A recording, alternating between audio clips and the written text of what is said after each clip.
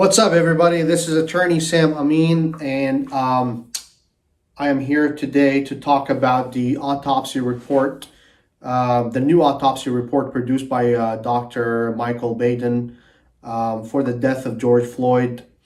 Before we go into that, if you haven't already subscribed to my channel, please also share, like, comment.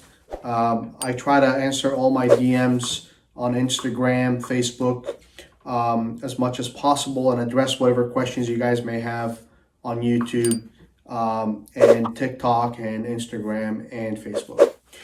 So to get back to the new autopsy report, which was commissioned by George Floyd's family, that found that Mr. Floyd's death was a homicide. The compression from the neck and back led to the lack of blood flow to the brain, which caused the ultimate death of George Floyd. And this goes back to my earlier analysis from last week, the video I posted on Instagram and TikTok, which was calling for a first-degree murder for the ex-officer, the killer officer, that essentially placed his knee on George Floyd's neck for almost 9 minutes, 3 minutes of which was after George Floyd's body was motionless.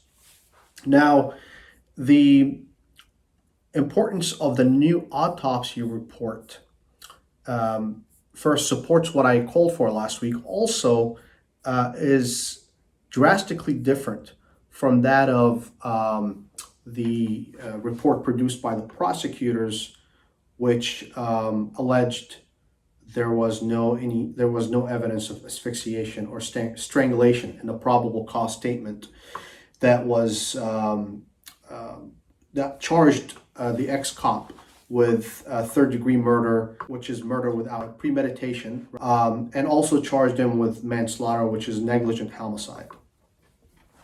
And with the new analysis, with the new autopsy report, we now have calls from Mr. Crump, which is the attorney for Mr. Floyd's family, along with other legal experts, that essentially call for the first-degree charge against the ex-cop.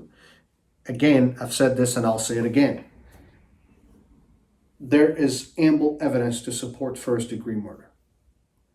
The mere fact that the ex-cop placed his knee on George's neck despite warnings and evidence that his life was in danger for many minutes after demands a first-degree charge. A lot of people, including colleagues, and a lot of people were commenting on my TikTok video and my Instagram video, saying that it's hard to prove first degree, and it's just not going to hold water with the jury. But now we have a report that supports the contention that this was intentional. There is also evidence to support the two had history together before the arrest. I believe they used to work together at the same bar. So there might be more to the story that neither one of us, or rather none of us, are aware of, but we know the facts are clear. He strangled him with his knee for almost 9 minutes. He continued to do so for almost 3 minutes after he became motionless, with his hands in his pocket, casually, just pressing away. It makes no sense when you have him pinned down, face down on the floor, when you have 3 other officers helping you pin him down. He's handcuffed. He's not fighting back. He's not resisting. In fact, he's pleading for his life. He can't breathe. It hurts. My neck hurts. My body hurts. His nose is bleeding.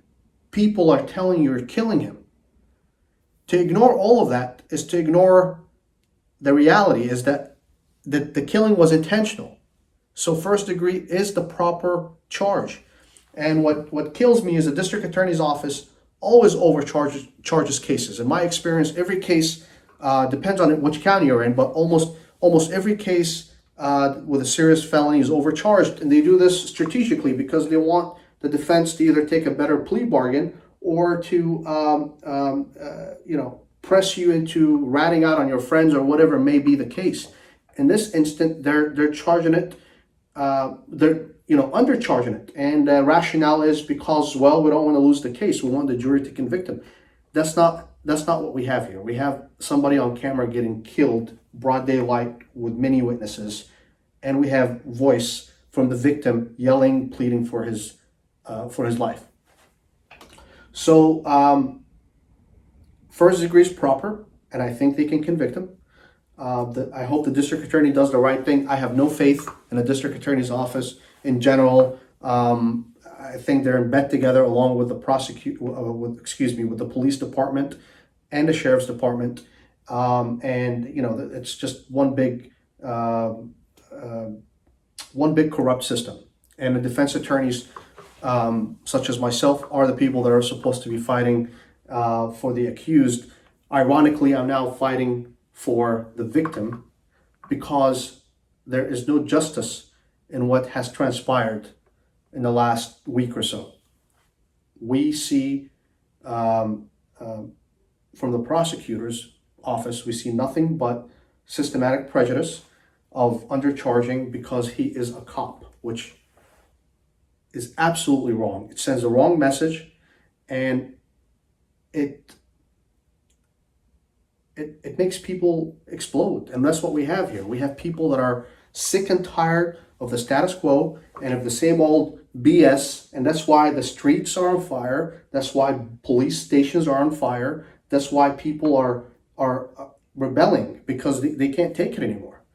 And with that being said, it remains to be seen whether or not the district attorney's office is going to amend the complaint and actually allege first-degree murder. I won't hold my breath, let's put it this way. At any rate, if you like this video, please, again, subscribe, like, share, comment.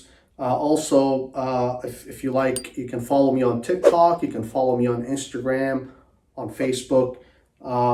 If you have any specific questions, I try to answer most of my DMs. Please feel free to send me a DM or write your comment below, and I'll try to get to it in the next video. I try to put out as many videos as I can, at least one video a week. So if you subscribe to my channel, I think you would like it a lot. Thank you for spending time with me. Being the only person that's advocating in the courtroom on behalf of the accused is a humbling feeling for me. I believe in the tenets of the Constitution, which is innocent until proven guilty, and that carries from day one until the trial date.